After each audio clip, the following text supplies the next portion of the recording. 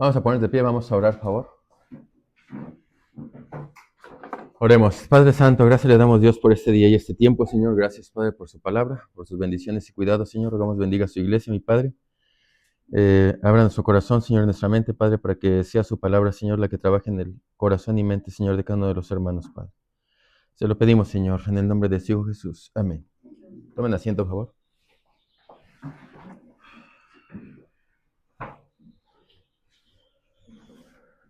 Hace 8 días yo di un diagnóstico en Romanos capítulo 1. El diagnóstico de parte de Dios a la humanidad en general. Tuvimos visita de personas que no son creyentes. Se leyó el diagnóstico. ¿Qué habrá pasado en su mente, en su corazón? ¿Qué habrá trabajado en su mente la palabra de Dios? ¿Y cuál habrá sido la reacción de ellos ante ese diagnóstico? Yo mencioné 2 tipos de pacientes. El paciente que ve el diagnóstico y dice, bueno, sí, me someto. Creo que lo que se está viendo es de parte de Dios y aunque yo no me sienta tan mal, creo que me tendré que someter al tratamiento.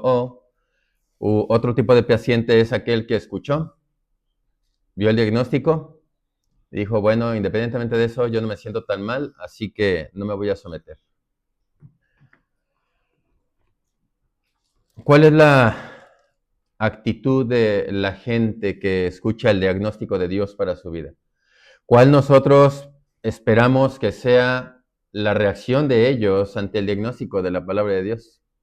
Definitivamente que lo que nosotros esperamos es que la actitud de la gente que escuchó el diagnóstico de Romanos capítulo 1 es pensar y creer que van a someterse al tratamiento o por lo menos hubiesen querido saber más acerca de lo que conllevaba la restauración o la sanación, en este caso para su vida y para su alma. Una iglesia que escucha los diagnósticos cada 8 días y que no hay cambio en su vida, ¿qué podemos pensar acerca de ella? ¿Cuál debería de ser nuestra forma de pensar o ver las cosas acerca de una iglesia que no reacciona ante la palabra de Dios? Si la palabra de Dios no hace un cambio en la vida de los oyentes, ¿qué podrá hacer un cambio en la vida de ellos? ¿Qué nosotros deberíamos de esperar de esa iglesia? ¿Qué nosotros deberíamos de pensar acerca de una iglesia que los diagnósticos bíblicos no hacen un efecto en ella? En Lucas, que vimos la semana antepasada,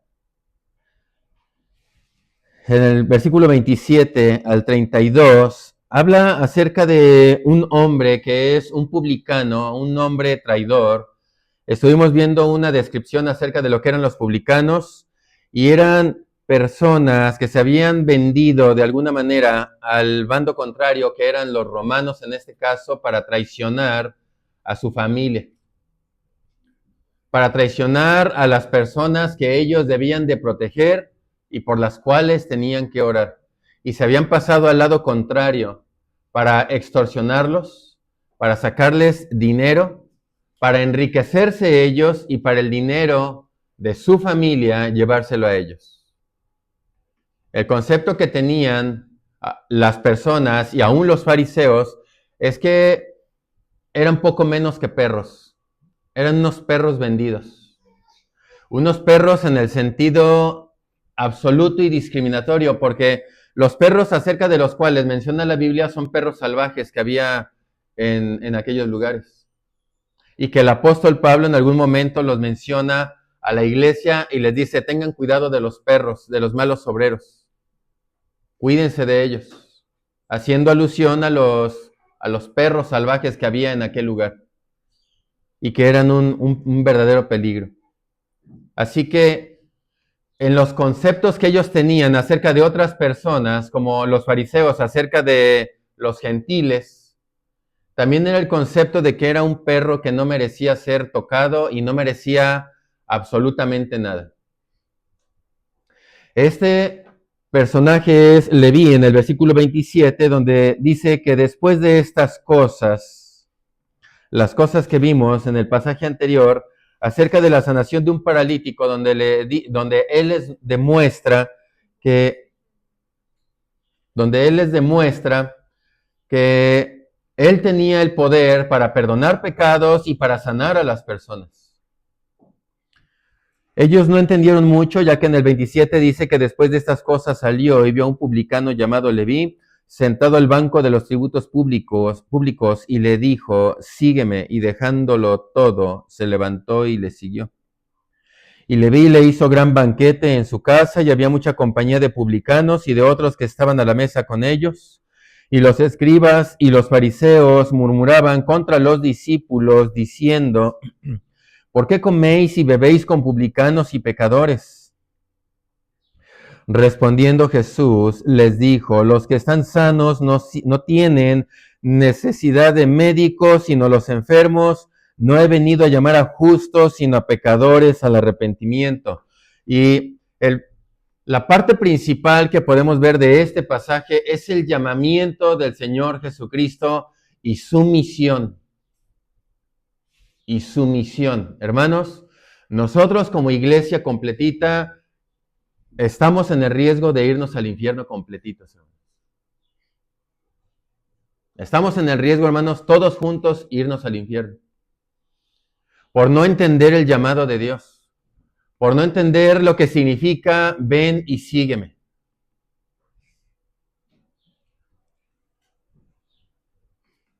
El llamado del Señor Jesucristo, porque este es un diagnóstico, hermanos, que nosotros tenemos que ver a la luz de la palabra de Dios y nosotros frente a ella de una manera personal y de una manera grupal.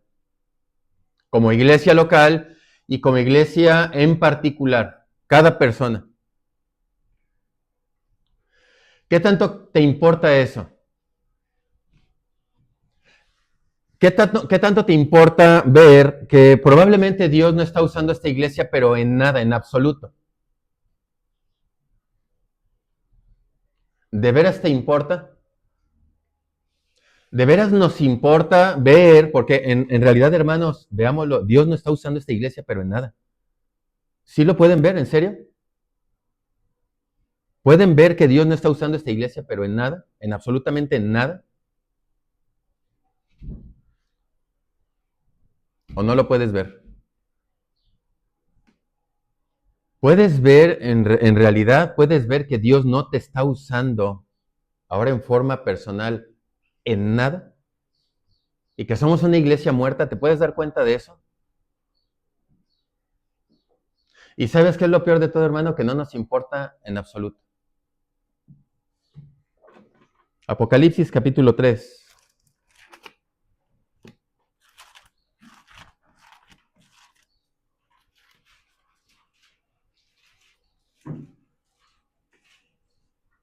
Versículo 1.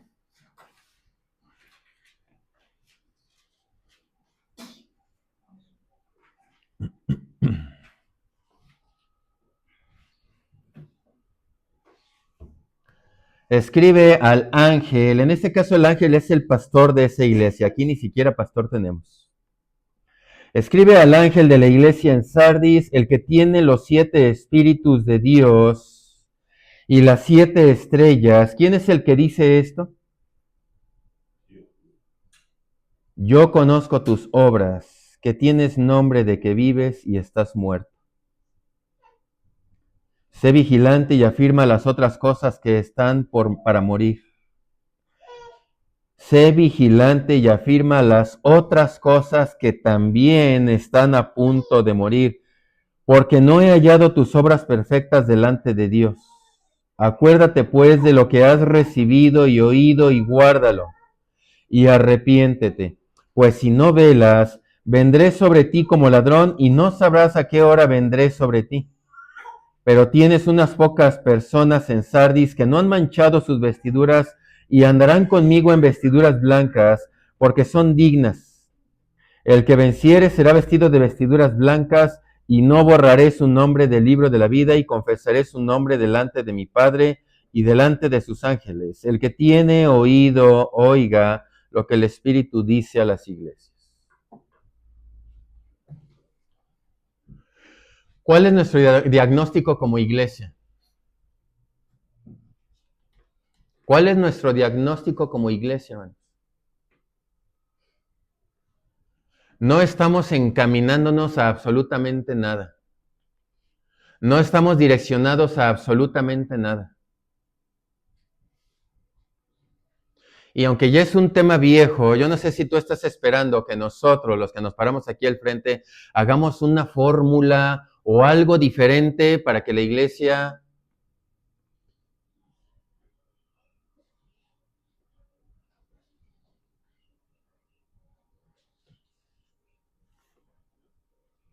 El llamado de Dios,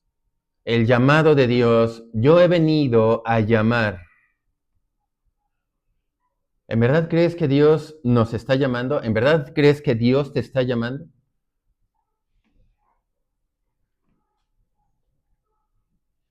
Hermanos, sinceramente creo que en esta iglesia todos estamos haciendo lo que se nos pega a nuestra regalada gana. Cada quien está haciendo lo que se le pega a su regalada gana. No hay respeto, hermanos. No hay absoluto respeto de nadie por nadie.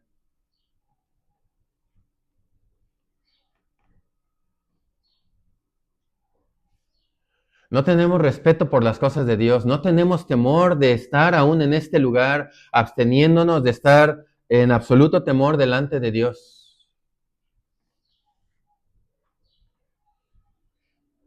¿Han escuchado personas que dicen, yo me convertí al Señor? Y te dicen, yo me acuerdo que me convertí hace tantos años, hace tal día, tal tiempo.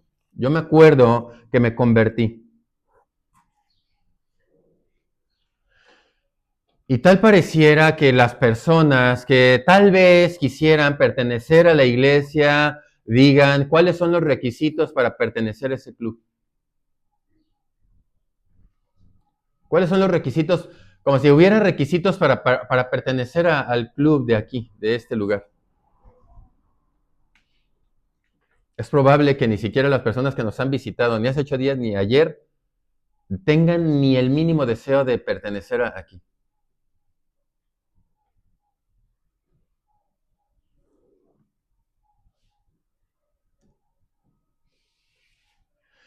Y si cada persona estamos haciendo lo que queremos, no estamos direccionados a absolutamente nada,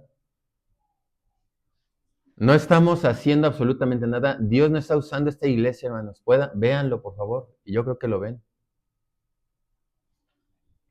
Veamos cuál es nuestro hablar. Veamos cuál es nuestro hablar. Celulares, ropa, viajes, chistes, política, dinero, carros. ¿En realidad tú crees que Dios está usando esta iglesia, hermano? ¿En realidad crees que así Dios nos va a usar?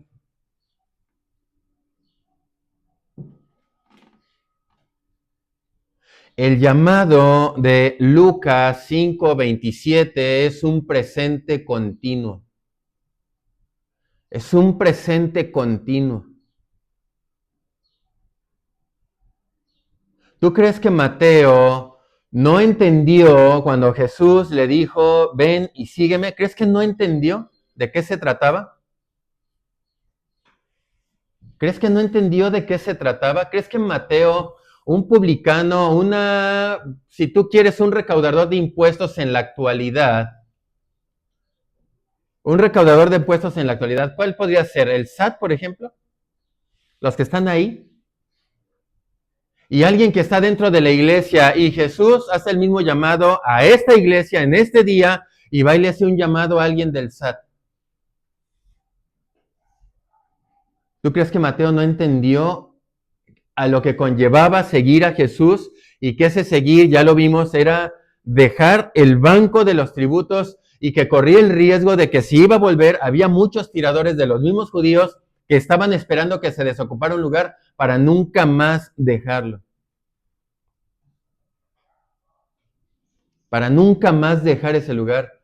Él entendió a qué se refería. Y así había mucha gente que entendía que seguir a Jesús conllevaba a dejar todo. Conllevaba a dejar todo. Conllevaba a negarte a ti mismo, a tus deseos, a tus pláticas,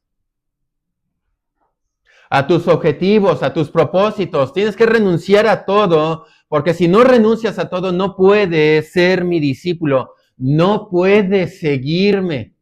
¿Qué parte de eso no hemos entendido? No podemos seguir al Señor Jesucristo aferrándonos al mundo, cuando nuestra mayor prioridad está allá afuera.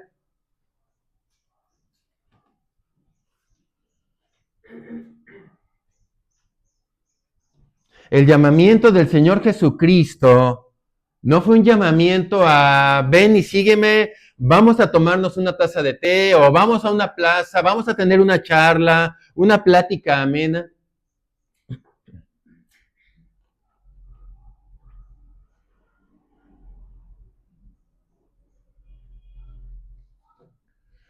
Ellos entendieron perfectamente qué significaba el llamado del Señor Jesucristo. Yo no estoy diciendo que no va a haber luchas, yo no estoy diciendo que no tengas luchas. Dios no está diciendo que no haya cosas que tienen que estar involucradas en nuestra vida, sino que la prioridad de ese llamamiento es un llamado continuo a la santidad de Dios en nuestra vida.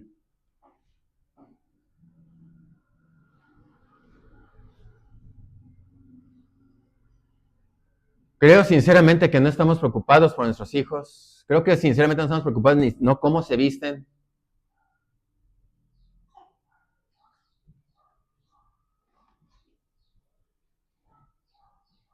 No vamos a poder usar pantalón. Señoritas, les voy anticipando eso. Padres, van a tener que comprar vestidos para sus hijas. Porque si no, ¿a qué estamos jugando? Me preguntaron de una señorita que estaba aquí acerca de su ropa. ¿Es un chiste? ¿A qué estamos jugando, hermanos? Estamos haciendo lo que se nos pega a nuestra gana. Cada quien hacemos lo que queremos, hermanos. No tenemos disciplina como iglesia. No tenemos disciplina como iglesia. No hemos crecido, estamos donde iniciamos. Estamos donde iniciamos.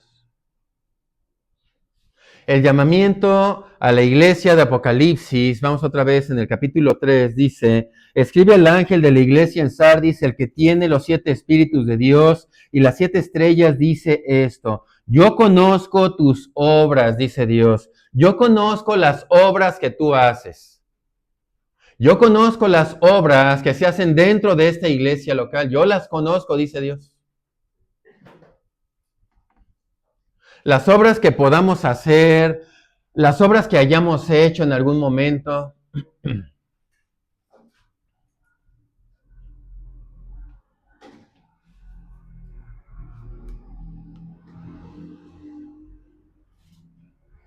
Yo conozco tus obras. ¿Y qué dice?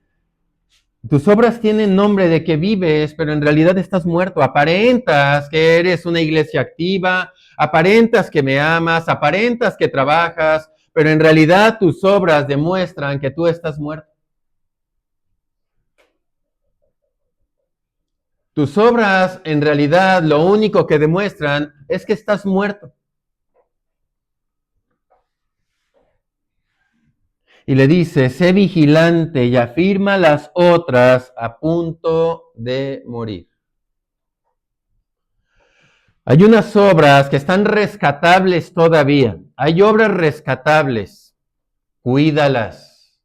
Cuídalas. Están a punto de morir. ¿Por qué qué? No he hallado, ¿qué?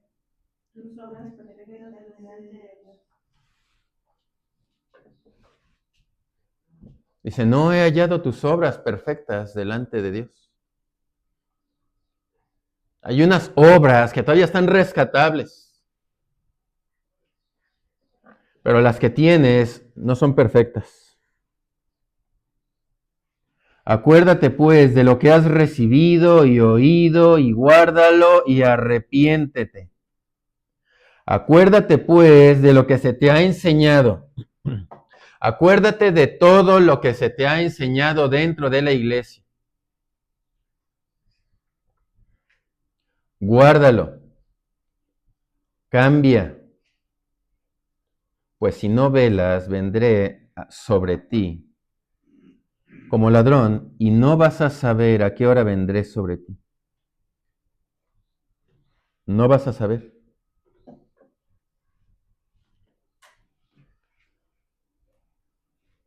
El llamado de Dios es un llamado continuo, es un llamado constante todo el tiempo. Todo el tiempo. Marcos 1, 16 al 20.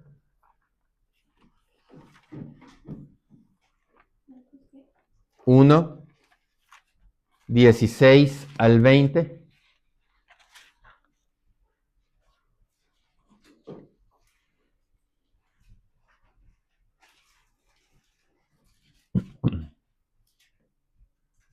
Andando junto al mar de Galilea, vio a Simón y a Andrés, su hermano, que echaban la red en el mar, porque eran pescadores, y les dijo Jesús, venid en pos de mí, y haré que seáis pescadores de hombres. Y dejando luego sus redes, le siguieron. Pasando de allí un poco más adelante, vio a Jacobo, hijo de Zebedeo, y a Juan, su hermano, también ellos en la barca, que remendaban las redes, y luego los llamó, y dejando a su padre Zebedeo en la barca con los jornaleros, le siguieron. ¿Habrán entendido estas personas? Estas personas, hermanos, eran personas recias. Los pescadores eran personas recias. Leví, que es un hombre que está sentado al banco de los tributos, es un hombre recio. Y el Señor Jesucristo les hace un llamado, dejen todo y síganme, vengan en pos de mí. A Pedro, cuando lo sacan en algunas películas, algunas series, lo sacan como un hombre recio. Principalmente en la película de Jesús de Nazaret, de Sefirelli. Lo sacan como un hombre rudo, como un hombre golpeador. A Leví lo sacan considerando que su cuenta de banco ya no iba a crecer, su cuenta de banco se iba a estancar si seguía al Señor Jesucristo. De hecho, la cuenta se iba a ir para abajo. Y dice claramente que cuando les alza el llamado, dice, y dejándolo todo, le siguieron. La misma actitud tuvieron todos. No hay dos tipos de discípulos, no hay dos tipos de creyentes, no existen. No existen los discípulos, los creyentes, los seguidores del Señor Jesucristo que dejan todo y que se niegan a ellos mismos y que también estén los que le siguen aferrándose a las cosas del mundo. No están esas dos partes.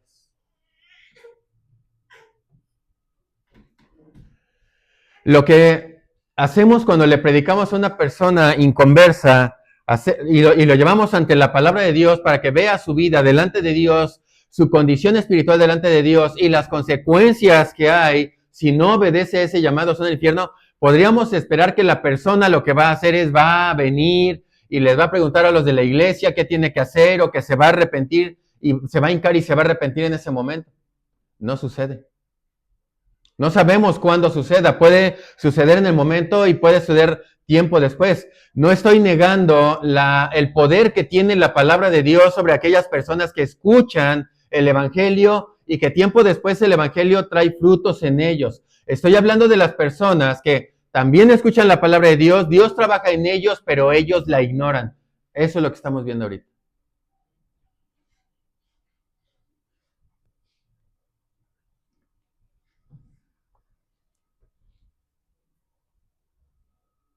Cuando una persona ve que su fin es el infierno y que es indiferente ante eso, nos quedamos como sorprendidos o decimos el predicador no predicó bien o no escuchó bien la predicación, que va camino al infierno. A veces pensamos eso. Pero ¿qué pasa cuando vemos que Dios no está trabajando en la iglesia, que Dios no nos está usando a nadie en particular y que nuestro destino es el infierno? ¿Cuál es nuestra actitud? ¿Cuál es nuestra posición delante de Dios y su palabra? Porque si tú me dices que a pesar de nuestra forma de vivir dentro de la iglesia, sí vamos a ir al cielo, estás en contra de lo que enseña la palabra de Dios, porque no hay dos tipos de creyentes en la iglesia. No hay dos tipos de creyentes en la iglesia.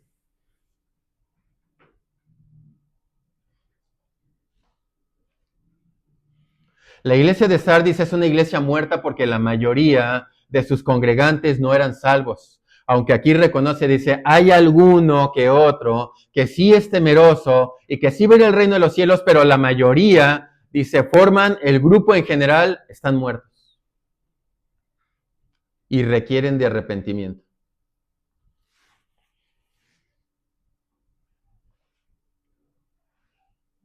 Tal vez tú pienses que eres de los que están vivos.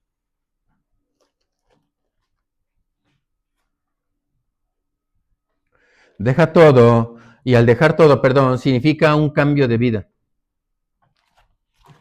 Ven y sígueme, y dejar todo es ven en arrepentimiento y fe. Habrá un cambio de vida para ti, hay un cambio de vida para ti. Así como Pedro, su hermano y los otros hermanos hicieron lo mismo que hizo Mateo. Mateo entendía perfectamente, hermanos, Mateo entendía perfectamente que no iba a poder volver a su trabajo. Mateo entendía perfectamente que no podría ya jamás volver a su vida pasada.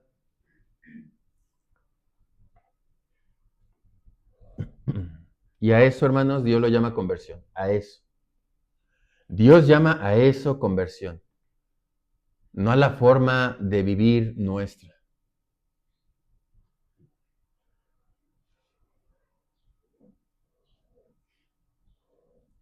Cuando una persona dice, yo me convertí, la pregunta es, ¿qué entiende la persona por eso? ¿A qué se refiere la persona con yo me convertí? ¿A qué se refiere la persona con yo me convertí? ¿Estará de veras entendiendo lo que eso significa, aunque no haya sucedido en su vida?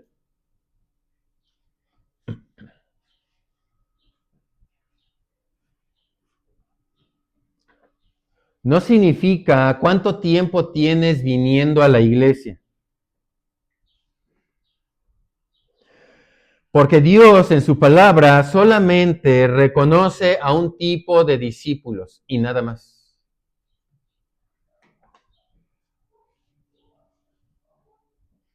Los que verdaderamente habían entendido lo que significaba seguir al Señor Jesucristo y los que también habían entendido lo que significaba, y le seguían, y los que habían entendido qué significaba seguirle y decidieron de hoy en adelante, ya no te sigo. Y lo mencioné el domingo antepasado, la vida más frustrada de una persona es aquella que vive en el filo de la navaja.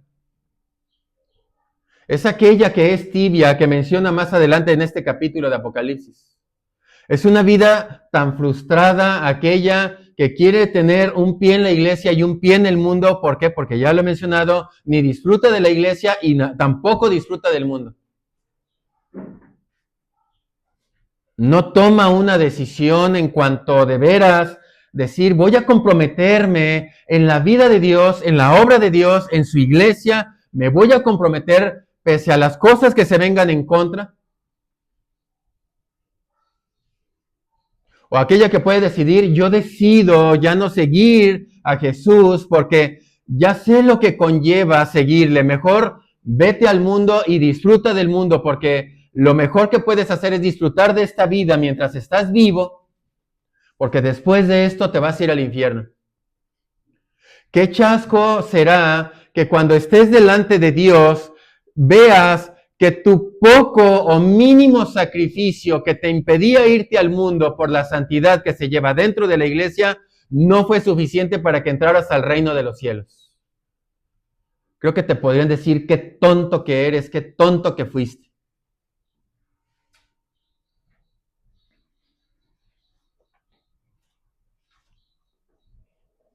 Están los que le siguen dejándolo todo y están los que le siguen aferrados al mundo.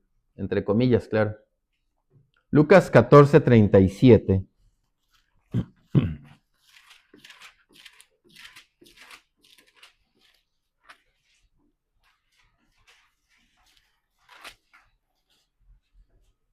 No me digas.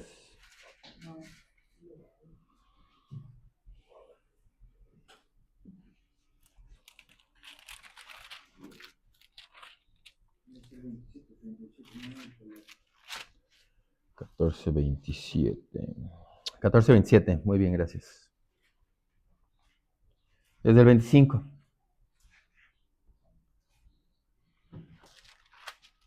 No, perdón, era el 33. 25 al 33. Ok, sí, está bien apuntado. Nada más que lo vi como un 7. 14, 25 al 33. Dice, ¿qué dice el encabezado de tu Biblia? Y aquí tú dices, a ver, ¿qué es lo que cuesta seguir al Señor Jesucristo? Porque hasta ahorita no me ha costado nada. O puedes decir que hasta ahorita te ha costado seguir al Señor Jesucristo. ¿Puedes decir eso? Que hasta ahorita te ha costado seguir al Señor Jesucristo, pese a la vida que llevas. Vamos a ver. Grandes multitudes iban con él, y volviéndose les dijo, si alguno viene a mí y no aborrece a su padre y madre y mujer e hijos y hermanos y hermanas y aún también su propia vida, no puede ser mi discípulo. Y el que no lleva su cruz y viene en pos de mí, no puede ser mi discípulo. Porque ¿quién de ustedes, queriendo edificar una torre, no se sienta primero y calcula los gastos, a ver si tiene lo que necesita para acabarla? No sea que después que haya puesto el cimiento y no pueda acabarla, todos los que lo vean comiencen a hacer burla de él, diciendo, este hombre comenzó a edificar y no pudo acabar. ¿O qué rey, al marchar a la guerra contra otro rey, no se sienta primero y considera si puede hacer frente con 10,000 al que viene contra él con 20,000? Si no puede, cuando el otro está todavía lejos, le envía una embajada y le pide condiciones de paz. Así pues, cualquiera de vosotros que no renuncia a todo lo que posee, no puede ser mi discípulo.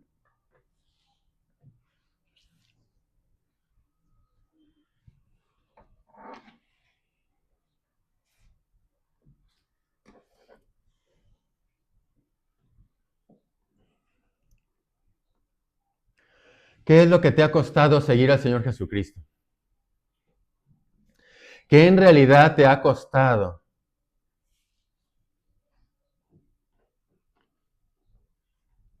¿De veras te ha costado?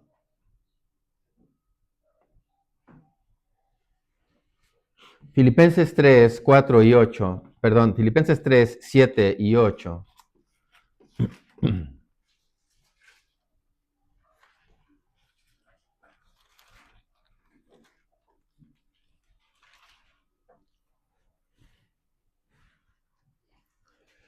Pero cuántas cosas eran para mí ganancia, las he estimado como pérdida por amor de Cristo, y ciertamente aún estimo todas las cosas como pérdida por la excelencia del conocimiento de Cristo Jesús mi Señor, por amor del cual lo he perdido todo y lo tengo por basura para ganar a Cristo.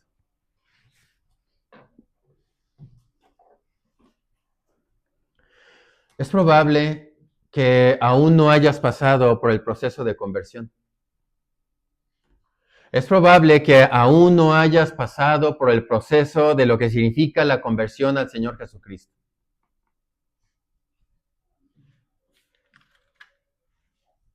Mateo 7:21.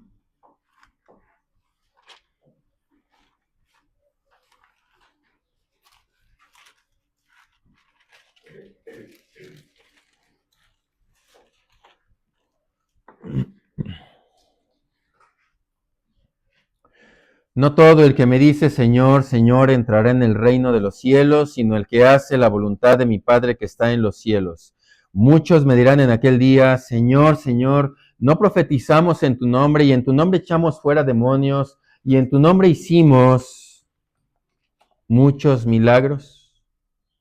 Entonces les declararé, nunca os conocí, apartados de mí, hacedores de maldad.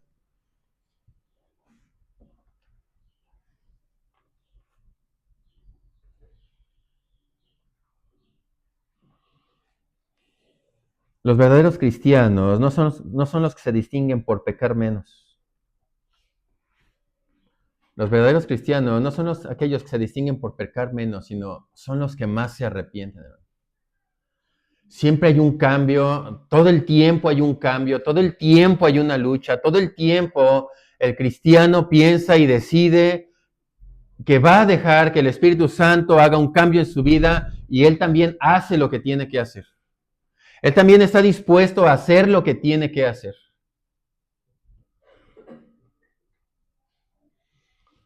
Estaba platicando ayer con un hermano. Estamos haciendo un recuento muy ligero acerca de las iglesias. Y estábamos hablando de la iglesia en la que estuvimos anteriormente. De todos los jóvenes que había. Y otros que venían de allá de Acatlán. La mayoría, el 80% de los jóvenes se fueron al mundo. El 80% de los jóvenes se fueron al mundo.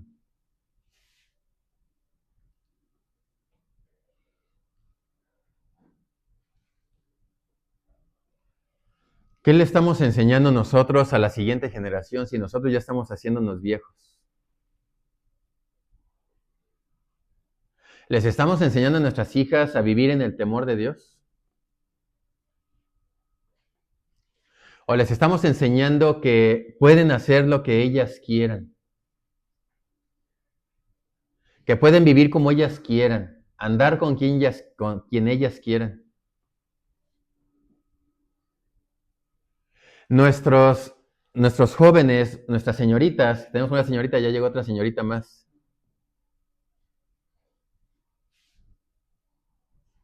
Tienen relaciones con el mundo.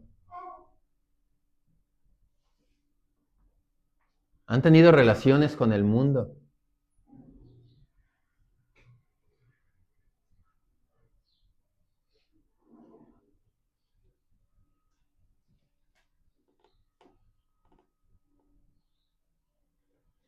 Viven relacionándose con el mundo la mayor parte de su vida.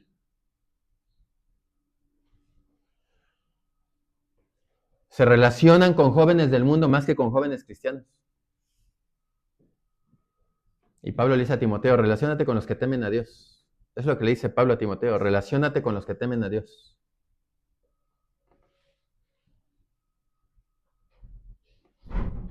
No nos está importando, no nos importa si se relacionan con el mundo o si no se relacionan con creyentes.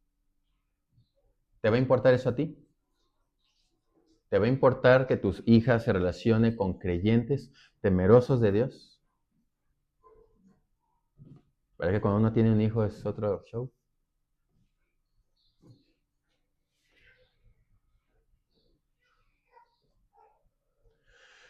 Si alguna de nuestras señoritas se va al mundo y se casa con un incrédulo, la mayoría de las posturas es, se lo dijimos, es también nuestra responsabilidad como iglesia. Es también nuestra responsabilidad como iglesia.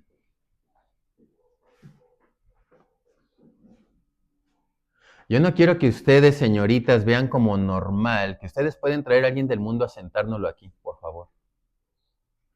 No vean como normal ir por alguien del mundo y traerlo aquí. A ver qué nosotros como líderes vamos a hacer respecto a eso.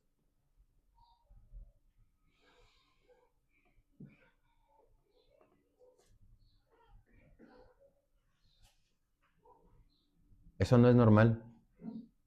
Eso no es normal.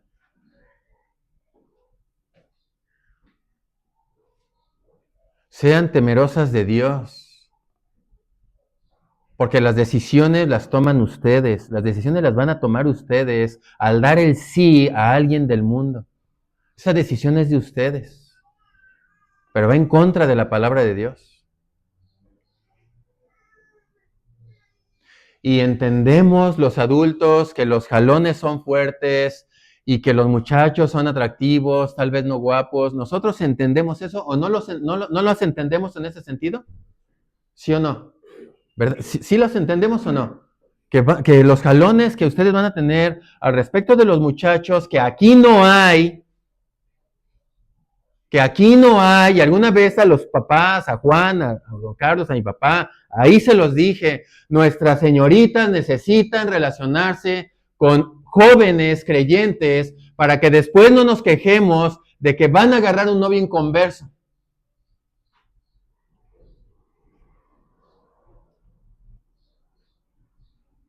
Tienen que ir a la clase de jóvenes, señoritas. Por favor, si sus papás no las llevan, yo las llevo. ¿Están de acuerdo? ¿Estás de acuerdo? ¿Están de acuerdo los demás? Sí. A mí me pesa. Es un pesar para mí, pero no me voy con ustedes, por ejemplo, porque lo toman personal. Yo sé que también hay defectos en mis hijas y que me los pueden venir a decir o a Jessica. Es nuestra responsabilidad que vengan y me digan. Ojo, es tu responsabilidad. Es tu responsabilidad en las predicaciones, en lo que hago y digo fuera de aquí, en lo que mis hijas están haciendo. Es tu responsabilidad también venir a decírnoslo. Es tu responsabilidad. Y tal vez no me va a gustar. Y tal vez no te va a gustar. Porque pues a quién le gusta que le señalen a sus hijos. ¿Te gusta? Tal vez a veces sí y tal vez no, pero por lo regular no nos gusta. Pero es mi responsabilidad. Tienes un proyecto para eso, ¿verdad?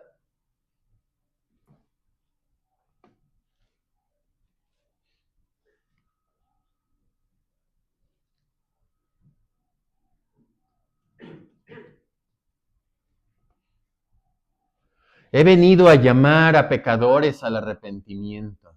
He venido a llamar. ¿Tú eres pecador? ¿O crees que solamente se refiere a Mateo y a esos publicanos y como están allá afuera? Si tú no sientes el llamado de Dios y no te posicionas como pecador delante de Él, este llamado no es para ti, también lo mencioné. Este llamado no es para ti. Señoritas, ustedes pueden tener más visión que sus padres en las cosas y el temor de Dios. Por lo regular, señoritas, los que más fallamos en el hogar somos los papás en lugar de la mamá. Y nosotros como padres también necesitamos de que ustedes oren por sus padres, por nosotros.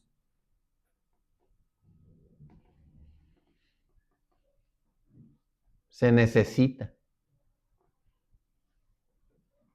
¿Están dispuestas ustedes? ¿Están dispuestas a ir a la clase de jóvenes, Monse? No sé sus horarios. ¿Estás dispuesta? ¿Por qué te ríes? ¿Tú? ¿Tenemos ese compromiso cada 8 días?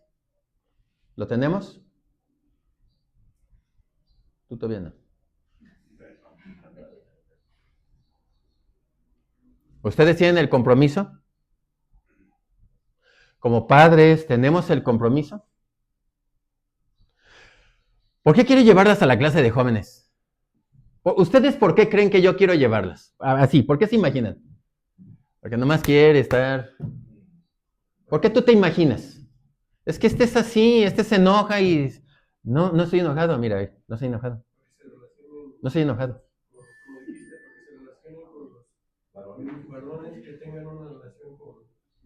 Ya tiene necesidades, tú no. Ya tiene necesidad. que nosotros como iglesia, primero los padres, luego como iglesia, tenemos la obligación de cubrir y proveer para ellas. Hugo está diciendo que van a ir a la clase de jóvenes para tener novio. Yo no dije eso. Van a ir a la clase de jóvenes para amar y temer a Dios y para que Dios les provea lo que ustedes van a necesitar, que es un marido creyente, y para que dentro del círculo de creyentes ustedes puedan ver cuál es el creyente que teme a Dios y puedan hacer una correcta elección. Para que ustedes y Dios, ustedes, sus papás y la iglesia pueda alabar a Dios en esa acción y para que ustedes y sus padres eviten dolores de cabeza y se los eviten a sus hijos. Yo los conozco desde chiquitas.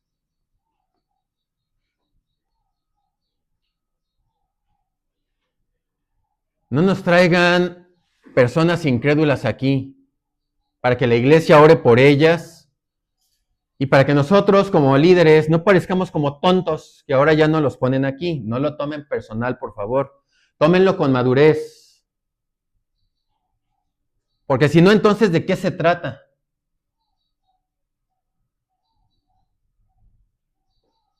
Su vestido, su falda. En algunos casos, no digo que el pantalón. Pueden ser pantalones holgaditos. Hay pantalones que parecen vestidos. Hay mucho de dónde pueden escoger. Para que parezcan santas, para que parezcan sin mancha, para que se vistan con pudor y modestia. ¿Quién no vino hoy a la iglesia? ¿Nomás Jimena? Para que se vistan con pudor y modestia. No se las estamos ofreciendo al mundo. Ahora la iglesia va a preparar mujeres santas con ropa inadecuada para ofrecérselas al mundo. En lugar de hombres santos, cuidarlas para que estén listas para hombres santos, aquellos hombres santos por los cuales estamos orando para ellas, pero ellas no tienen ni el mínimo temor de Dios. Si les enseñamos a nuestras jóvenes a que teman a Dios, a que se involucren con jóvenes creyentes, ellas también se lo van a enseñar a tus nietos. También se lo van a enseñar a tus nietos. Si tus abuelos no son temerosos de las cosas de Dios, no te les acerques. Si sus abuelos no son temerosos de Dios, tengan cuidado con sus hijos. ¿Qué te parece eso?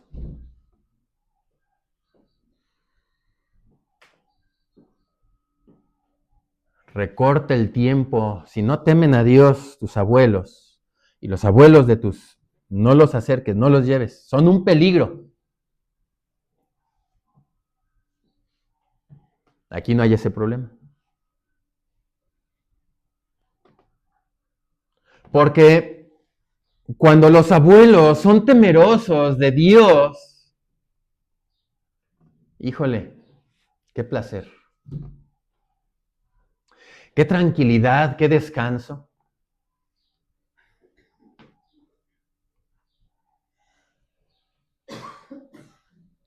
Yo sé que si yo muriera y mi esposa muriera en un accidente o como fuera, yo sé que hay quien se encarga de que mis hijas vivan en el temor de Dios. Me voy tranquilo por ese lado.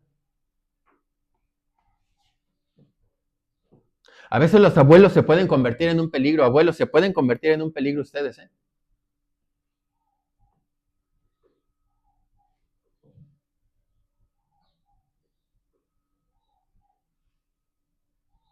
Cuidado. Somos muy susceptibles los seres humanos. Somos muy ligeros. Somos muy corrompibles tan fácilmente corrompibles.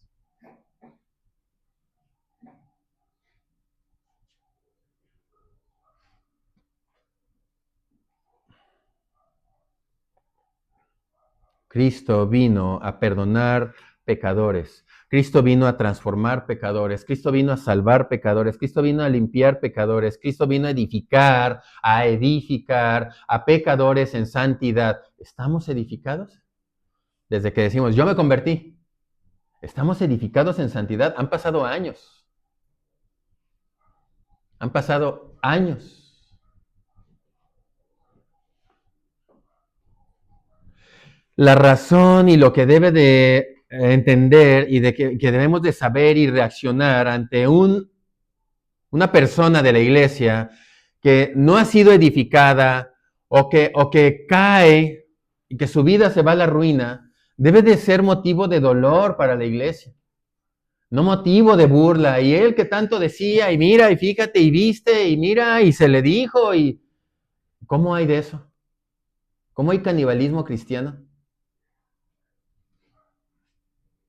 Debe de ser algo que pesa, algo que es de dolor. Y se estimúlense a las buenas obras, impúlsense a las buenas obras. Eso es lo que debe de estar motivando todo el tiempo, motivando al creyente a las buenas obras, al temor de Dios. Efesios 2:8, 9 y 10.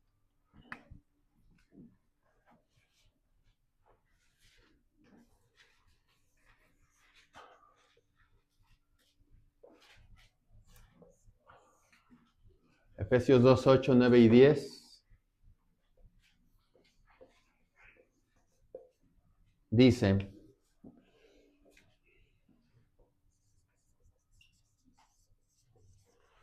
por gracia sois salvos por medio de la fe. Y esto no de vosotros, es un don de Dios, es un regalo de Dios. No es por las obras, no por obras, para que nadie se gloríe. ¿Qué más dice? Porque somos hechura suya, creados en Cristo Jesús, ¿para qué? Para buenas obras, las cuales Dios preparó de antemano, ¿para qué? Para que anduviésemos en ellas. Cuando Dios salva al pecador, no lo salva y ahí lo deja. No salva al pecador y ahí se queda el pecador. El plan de Dios es un plan completo. Es un plan completo. Si tú solo te quedaste aquí, tú eres de los que dicen, la salvación nunca jamás se pierde. Ya la salvación nunca se pierde. No importa cómo vivas. Y aunque tú digas, yo no estoy de acuerdo con eso, pero si tú solamente te quedaste aquí, pero no llegaste aquí a las buenas obras que Dios preparó para después de tu salvación, tú seas una nueva persona, esta nueva persona anda en esto. Si tú te quedaste aquí, la obra no está hecha en ti. La obra no está hecha en ti. Por gracia sois salvos por medio de la fe. Esto no es tuyo, es un don de Dios. Efesios 2:8, 9 y 10 es la obra completa de Dios en la vida del creyente. Si tú no tienes la última, tú te quedaste aquí, tú no eres salvo. ¿Sí me explico? Porque estamos acostumbrados a solamente leer el 8. Por gracia sois salvos por medio de la fe y esto no de vosotros, pues es un de Dios. Eso es todo.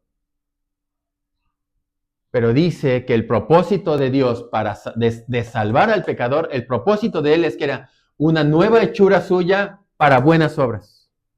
No es que Dios solamente lo salvó y ahí lo dejó.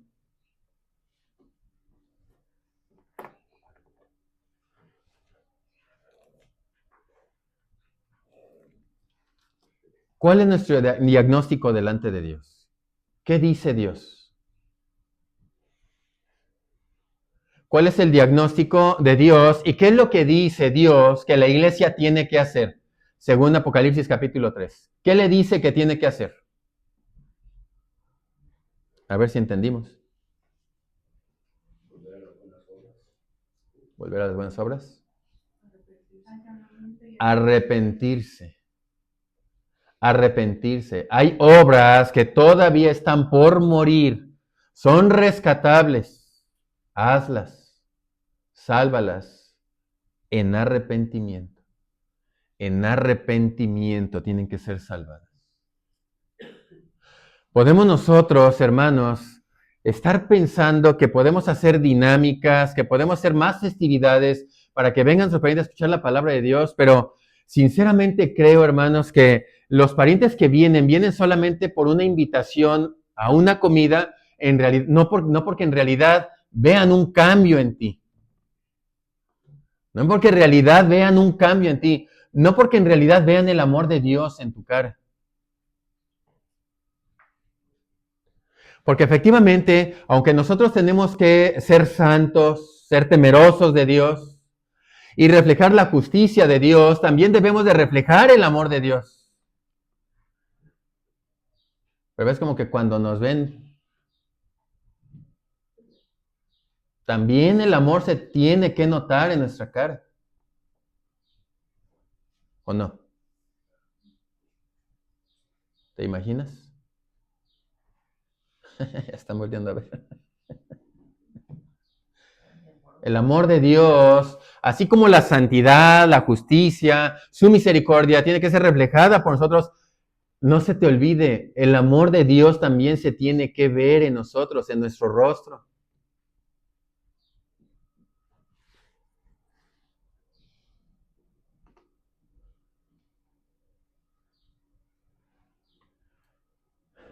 Quiero darles tiempo para que comenten, por favor. ¿Están comprometidas, señoritas, entonces? ¿Sí o no? ¿Padres? ¿Estamos comprometidos? Muy bien. Sí, tenemos muchas cosas que hacer que son rescatables. Yo he estado pensando, yo tengo tiempo con ello, de un plan. Hechos 2, 42 al 47. Y luego dice, versículo 44, todos los que habían creído, todos, ¿qué estaban haciendo? Estaban juntos. Y tenían en común todas las cosas. Y vendían sus propiedades. Una vez que se entiende la doctrina, que se entiende la comunión, el partimiento del pan y las oraciones, hay como resultado que todos estaban juntos, tenían en común todas las cosas, vendían sus propiedades y bienes, los repartían a todos según la necesidad de cada uno, perseveraban unánimes, ¿en dónde? Cada día en el templo, y partiendo el pan en las casas, comían juntos con alegría y sencillez de corazón, ¿haciendo qué? Alabando, ¿y qué? Alabando a Dios y teniendo favor con todo el pueblo, y entonces sí pasa lo que tiene que pasar. ¿Qué es lo que pasa? Resultado, Dios añade. Hermanos, si nos vamos a predicar y a predicar y a predicar y a predicar, no va a venir uno solo. Este es el contexto. Perseverancia en la doctrina, en la comunión, unos con otros, en las oraciones, en el partimiento del pan. Resultado, hay temor, hay obediencia a Dios, hay santidad. Todos los que creen se procuran, se mantienen juntos, o sea, es una unidad. Es una unidad. Hay favor de parte de Dios, hay favor con los de afuera. Resultado, Dios añade a la iglesia los que van a ser salvos. Dios añade a la iglesia los que van a ser salvos. Ese es el orden, hermanos. Si traemos gente, la misma gente se va a empezar a ir. Porque el que Dios añade, ese es el que se queda. Esta es la forma. Sé que queremos que la iglesia crezca. Sé que queremos que crezca el número. Ayer a mí no me gustó la reunión de la tarde para nada. Debe de procurarse la unidad porque el objetivo es que envolverlos a los otros, no que se aparten, ni tú apartarte con ellos. O sí, si es así, no los traigas, no vinieron a comer y ya.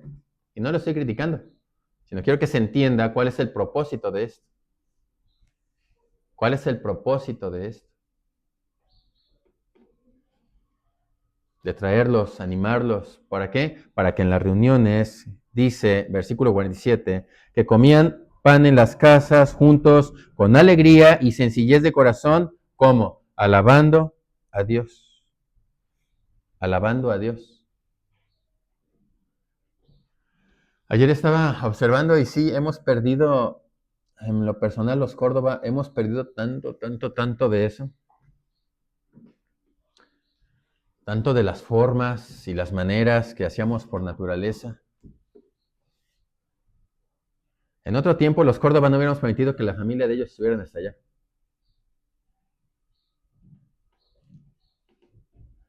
En otro tiempo los Córdoba, y no es que esté exaltando a los Córdoba, les estoy dando un testimonio de lo que no hicimos ayer.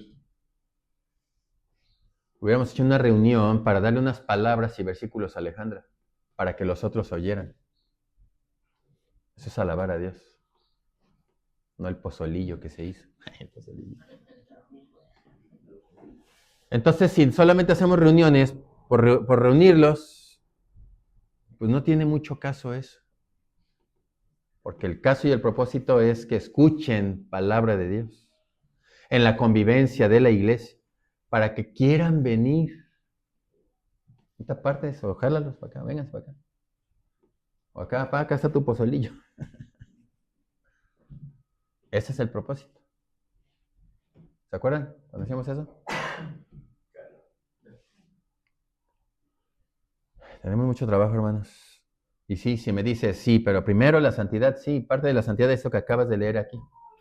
La perseverancia. ¿Qué es la santidad? Ya te dije, no es así como que, ay, hermano, ¿cómo estás? Perseverancia en la doctrina, comunión unos con otros, partimiento del pan, oración. Ay, qué aburrido. No podemos quedarnos solamente con comida y hablamos de lo que querramos. Carros, dinero, política, religión, narcos. No, no, no. No, la iglesia tiene que reunir para alabar a Dios. Ese es el orden, mis hermanos. Ese es el orden. Con naturalidad. No estoy diciendo, a ver, ya llegamos, punto número uno, ¿qué es? La doctrina, a ver, un versículo. No, no, no, no, no. O sea, esto es por naturaleza. Eso a nosotros nos lo enseñaron y lo hacíamos por naturaleza. Nunca se nos dijo eso. Se hacía por naturaleza. Había una reunión, una comida, un cumpleaños. Mira, hermano, la mayoría estábamos hablando de cosas de Dios. La mayoría. Y cuando venían alguien de visita a la casa, los temas eran bíblicos. ¿Se acuerda de eso? Sí, ya hacía devocionales con ellos. Los temas eran bíblicos. No te estoy diciendo que no hables de otras cosas, no estoy diciendo eso.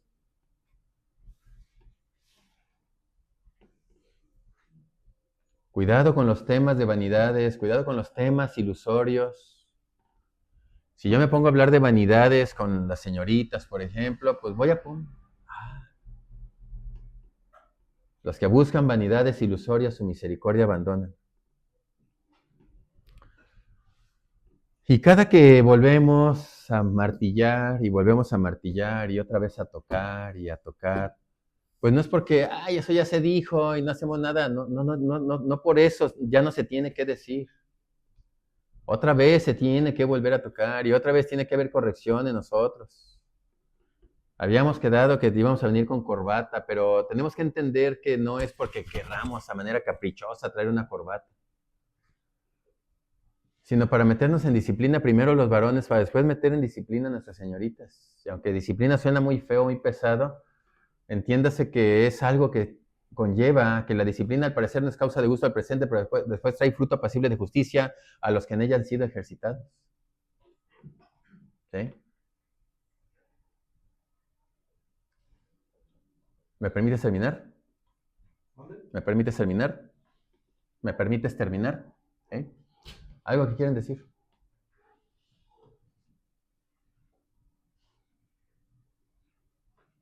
¿No? Doña Vicky.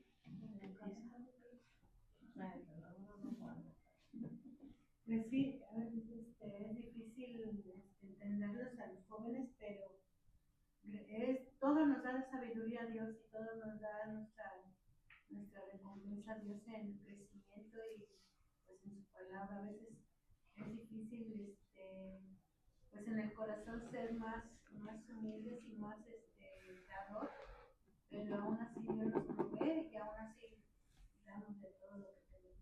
Y pues que Dios siempre mantenga. Yo estaba pensando, por ejemplo, me es difícil, ¿verdad?, hacer clases de maestra y todo, pero a veces, por ejemplo, pues, estaría bien, por ejemplo, nosotros, los jóvenes que son los varones, dar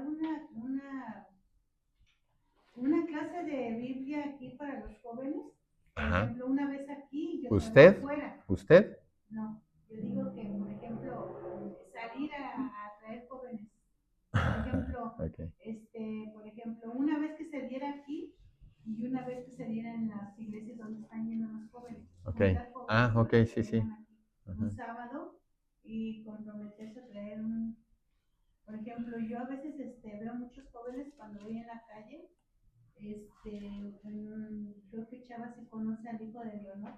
Es un muchachito que se salió de los problemas de su casa, Mm. aun cuando estuvo con un problema muy fuerte, y se volvió como que ya regresó otra vez a su casa. Se me ha acercado 2 veces y he querido invitarlo a la iglesia, no constante lo veo, pero lo he querido invitar a la iglesia para que venga a la clase de jóvenes. Mire, em,